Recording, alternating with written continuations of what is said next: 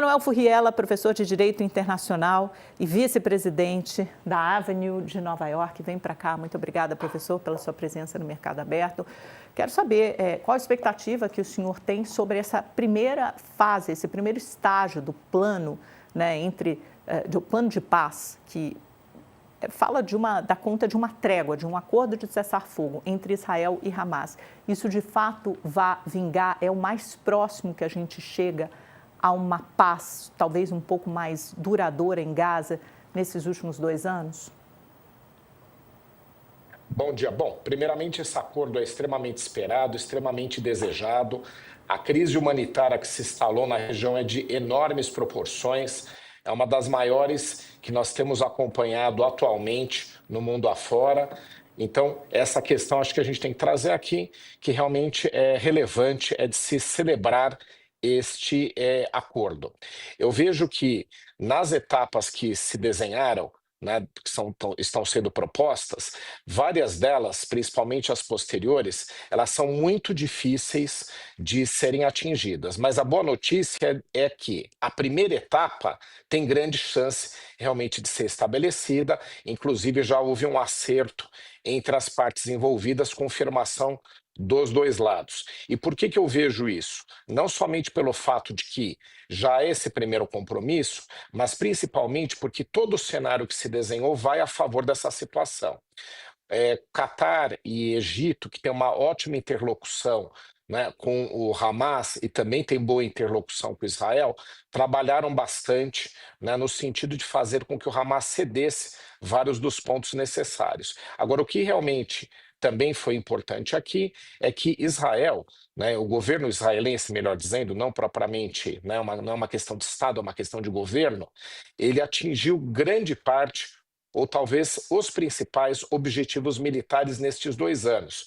A gente acompanhou que a gestão Netanyahu, num primeiro momento, quando Israel sofreu o ataque terrorista em outubro de 2023, reagiu, deu uma resposta, isso inclusive está respaldado no direito internacional, mas a agenda seguinte, né, que foi a continuidade do conflito, foi puramente para perseguir alvos militares, não somente, né, na faixa de Gaza, mas também em relação ao Irã, em relação ao Hezbollah, em relação a vários, né, dos atores que que causam problemas, digamos assim, né, à existência de Israel e à agenda israelense na região.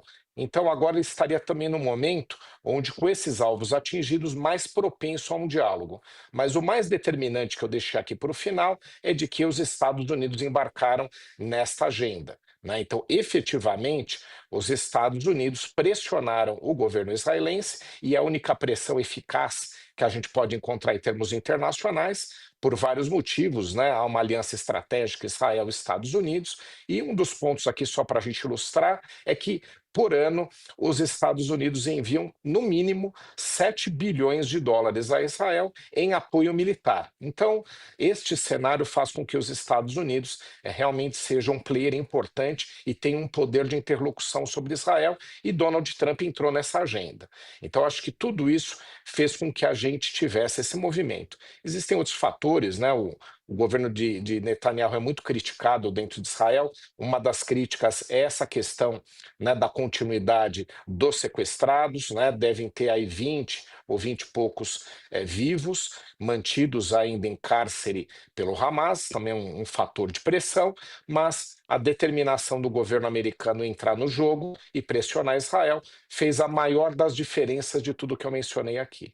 É sempre uma coisa de ordem multifatorial. Acho que eu acrescentaria isso, essa sua reflexão, professor, também esse atentado que Israel levou adiante no começo de setembro, matando o filho de um dos principais líderes do Hamas em Doha, né? Foi um atentado a Doha, no Catar, e isso enfureceu as lideranças catares de todo o Golfo, de todo o Golfo Pérsico ali, esses países do Oriente Médio, que são, por sua vez, muito próximos a Donald Trump, porque têm agendas, inclusive econômicas, de ordem pessoal muito próximas ao presidente americano. Você tem os Emirados Árabes Unidos, você tem a Arábia Saudita, você tem Catar. Houve uma pressão enorme sobre Donald Trump, que, por sua vez, ficou enfurecido com o próprio Benjamin Netanyahu, porque não tinha sido comunicado com antecedência, jamais teria permitido uma coisa dessas. Agora, quando a gente pensa nas próximas etapas, primeiro, esse livro, esse manual de diplomático do Donald Trump, às avessas, de cabeça para baixo, mas que de alguma forma deu certo. Por que dessa vez é diferente, por exemplo, da administração Joe Biden, em que os Estados Unidos já eram o principal aliado de Israel? É esse crescente isolamento de Israel, é essa noção, essa consciência mundial de que já chega, já deu, não tem mais como essa guerra, esse conflito prosperar, seguir adiante. Que fatores que fazem deste momento diferente de todos os anteriores e, portanto, com uma perspectiva melhor de paz? Ótimo ponto. Bom, esse ataque dentro do Catar também completamente inaceitável, desrespeitou a soberania daquele Estado e atacou um grupo que justamente era um grupo de negociadores, né? Então aí é completamente inaceitável esse fator. Mas ele estava dentro da agenda de Netanyahu, né? Então ele tinha ali uma série de alvos a serem atingidos, esse também estava.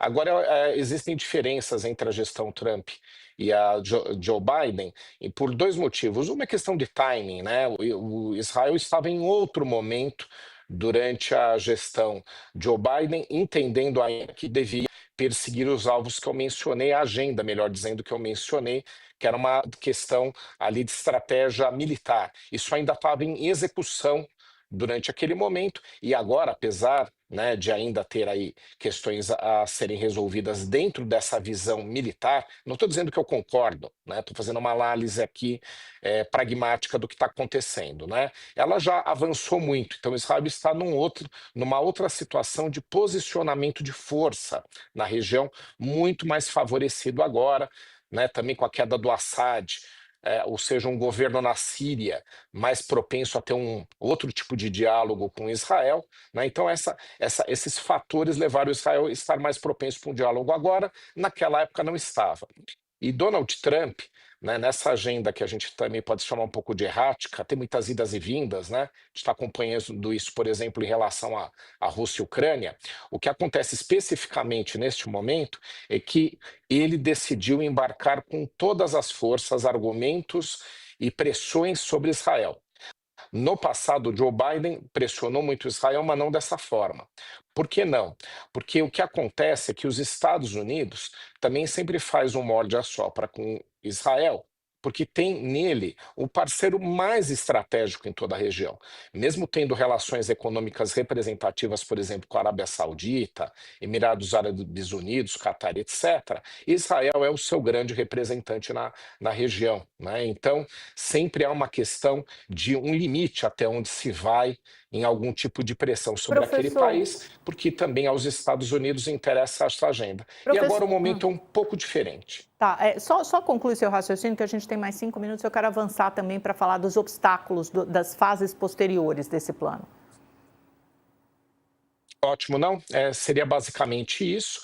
O Então, da momento gente. agora é diferente para Israel e para Tá. Donald Trump. Se a gente imaginar agora, na agenda política interna israelense, o Netanyahu depende de uma coalizão em que ele conta com o apoio de uma ala radical de extrema-direita para se manter no poder. O ministro das Finanças, o Smotrich, o ministro da Segurança, o Itamar Ben-Gvir, e que ontem levantaram com o dedo em riste na cara de Jared Kushner, que é o genro lá de Donald Trump, e faz parte dessas negociações. É um enviado especial de Donald Trump para negociar esse acordo de paz.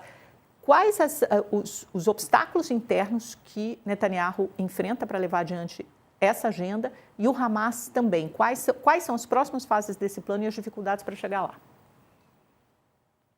Bom, no caso israelense, o Israel é uma grande democracia e um país de multivisões. Então, a gente nunca nem pode dizer que é uma visão do Estado israelense. Essa agenda, por exemplo, que a gente mencionou aqui, é uma agenda de Netanyahu, a forma como ele conduz, né? Ele é de uma visão mais extremista, mas, como você mencionou, ainda existem outros com visão ainda mais ao extremo em relação às questões que envolvem a região. Então, a sustentação política de Netanyahu fica em jogo com esse acordo de paz, né? Esse era um dos pontos que fez com que ele prosseguisse, né, no conflito. No passado, porque dependia dessa agenda de conflito a justificativa para que ele ficasse no governo. Agora isso fica em xeque. Então, ele sai também politicamente com mais dificuldades de negociação. Os grupos mais ao extremo criticando as suas decisões e os grupos mais moderados tentando aproveitar a oportunidade para se sobressaírem aí nas próximas eleições. Então, ele tem sim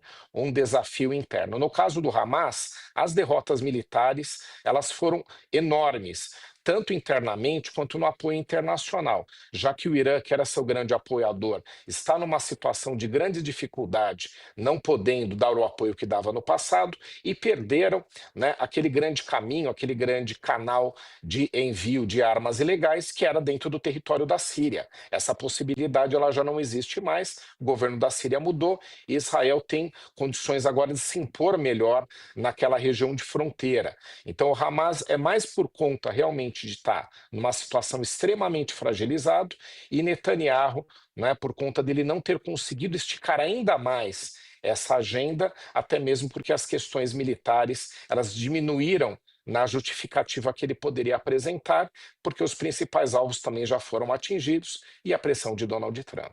O senhor acredita no sucesso das próximas etapas, como o desarmamento do Hamas, a formação de um governo interino de transição civil-militar com forças internacionais, supervisionado, em última instância, pelo presidente americano Donald Trump, e, lá na frente, a formação de um Estado palestino? O senhor acredita no sucesso desses próximos estágios?